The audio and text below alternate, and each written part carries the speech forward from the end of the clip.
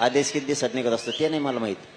आता जी आर आपण आज अप्रूव्ह केला आहे, उद्या जी आर इश्यू होऊन जाईल. आता काढला मी जी आर, आता इश्यू होईल. आता मग उद्या पुढच्या 1-2 दिवसांमध्ये मी सगळ्या जिल्हाधिकाऱ्यांना सगळ्या सूचना हे म्हणते 2 दिवसात प्रमाणपत्र वाटपाला सुरुवात होईल हैदराबाद गॅझेटनुसार. मी म्हणतो 8 दिवस. त्याला काय आहे की आता जी प्रक्रिया घालून दिलेली आहे त्या प्रक्रिया ती सुरू करून देऊ. त्याला पाहिजे तो अर्ज जमला ना?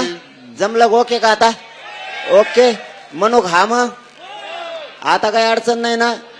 जुने अभ्यासक पण आलेले आहेत. ओके ना आता?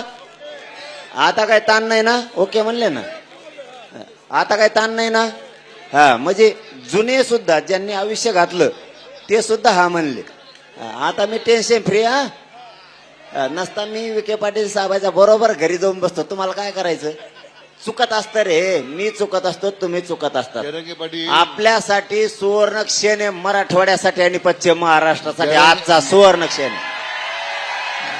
जरंगे पाटलांचं माझ्या घरी केव्हाही स्वागत आहे. धन्यवाद आणि धन्यवाद. चांगल्या आता कामासाठी स्वागत राहील. तुम्हाला काही चुकीचं आम्ही करतो म्हणून संधी देणार नाही. चांगल्या कामासाठी. वा वा वा. ते म्हणले माझ्या घरी यायची तुम्हाला संधी सुद्धा देणार नाही. गॅझेटियरच्या आधारे नोंदी आणि प्रमाणपत्र द्यायला सुरुवात होतील. आता माझं शेवटचं म्हणणं आहे, म्हणजे झालं शेवटचं म्हणजे झालं. मला वाटतं आहे शांत बसा 1 मिनिट. तुम्ही बोल ना काय वरचेच लय बोलता. वरचे बंद करा नाही तर खाली जा ना फेकून आणला.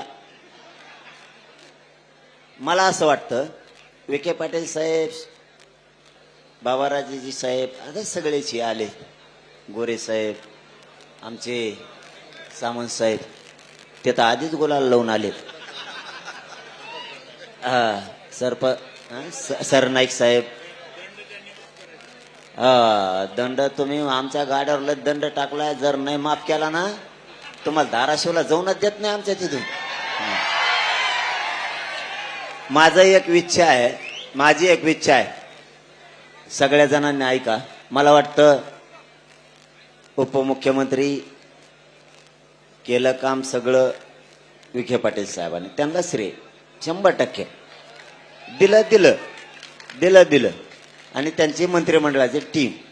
पण माझी इच्छा आहे उपमुख्यमंत्री साहेब एकनाथजी शिंदे साहेब आणि उपमुख्यमंत्री अजितदादा पवार साहेब आणि मुख्यमंत्री फडणवीस साहेब यांनी उपोषण सोडायला यावं. तुमचं आमचं वैर संपलं. आता isakal.com आहे देशातील नंबर 1 ची मराठी न्यूज वेबसाईट. प्रत्येक अपडेटसाठी isakal.com ला नक्की भेट द्या.